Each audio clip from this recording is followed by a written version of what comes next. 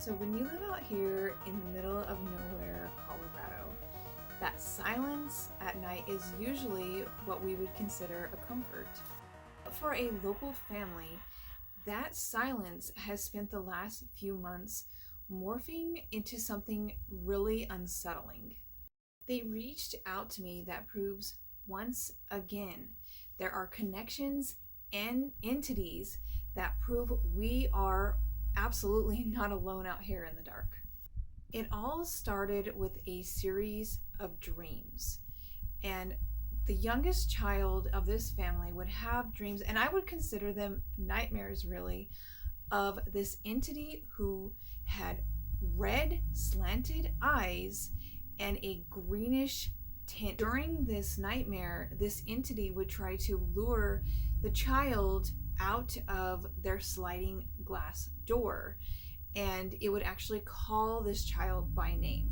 Keep in mind, these at first were only dreams, but it started morphing into something more. The whole family started hearing whispers outside of their windows, and not just like a specific window, like windows all around the house.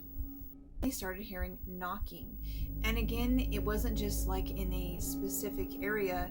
They would hear knocking on all of their windows all around the house. And these knocks were heavy and deliberate, so it was as if something had some force behind it. So like smart people do, they set up cameras all around their property.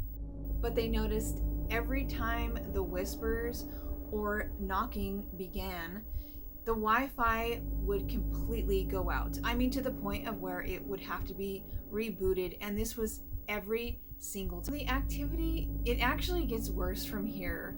The youngest son, the one who was actually having the nightmares, woke up in the middle of the night. He saw two large slanted eyes, and he claims they were red, staring at him through his window. Little boy stared at this thing for a while. It did not blink, and he couldn't really recollect how long he stared at it, but this is a Christian-based family, and he told me that he asked Jesus for it to leave. And within like a blink of an eye, it was actually gone. And I know there are people out there who completely dismiss like a child's kind of like when they have an encounter like this and say he has an extremely active imagination, or they'll claim he was having some sort of sleep paralysis. But this one, I'm actually pretty sure I'm familiar with this type of entity. If you are familiar with my channel, you know I have actually dealt with something called the Green Man. So if you haven't watched that video, I suggest that you do so.